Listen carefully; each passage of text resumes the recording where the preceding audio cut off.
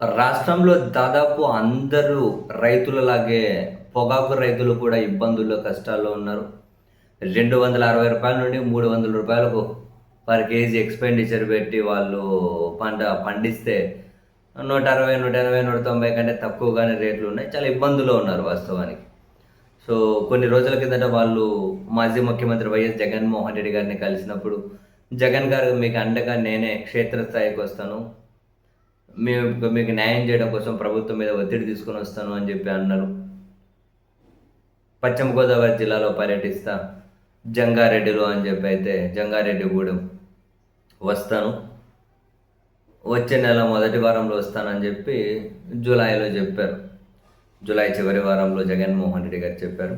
తాను చెప్పినట్లుగానే ఈ నెల 5వ తేదీన దేవరపల్లి పొగాకు బోర్డుకు జగన్మోహన్ రెడ్డి గారు వెళ్తూ ఉన్నారు. దేవరపల్లి పొగాకు బోర్డు. సో, ఈ మేరకు పశ్చిమ గోదావరి జిల్లా రీజనల్ కోఆర్డినేటర్ మాజీ మంత్రి గుడివాడ అమర్నాథ్ గారు ప్రకటించారు.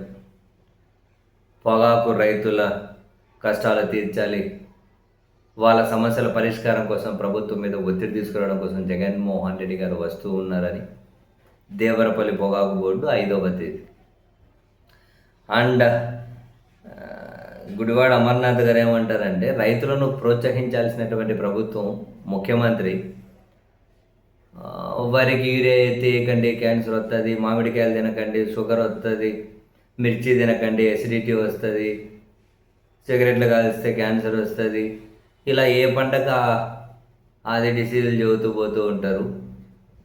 రైతులను ప్రోత్సహించాల్సిన చోట ఈ విధంగా మాట్లాడుకుంటూ పోవడం ఏంటి అని చెప్పి ఆయన విమర్శలు చేశారు.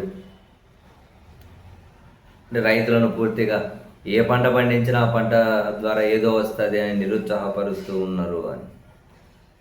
సో, మొత్తానికి జగన్మోహన్ రెడ్డి గారి పర్యటన అయితే ఖరారైంది.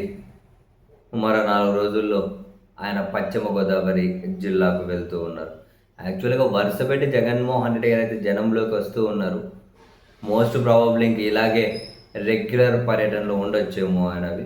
నెక్స్ట్ ఎటు ఇంకా పాదయాత్ర అంటున్నారు. ఆలోపు మరికొన్ని కార్యక్రమాలు కూడా ఉండబోతూ ఉన్నాయి. మరి 6 నెలల్లో జగన్మోహన్ రెడ్డి గారు కూడా ఫుల్ ఫ్లెడ్జ్డ్‌గా జనంలో ఉండే ప్రణాళిక అయితే సిద్ధమవుతున్నట్టుగానే కనిపిస్తూ ఉంది.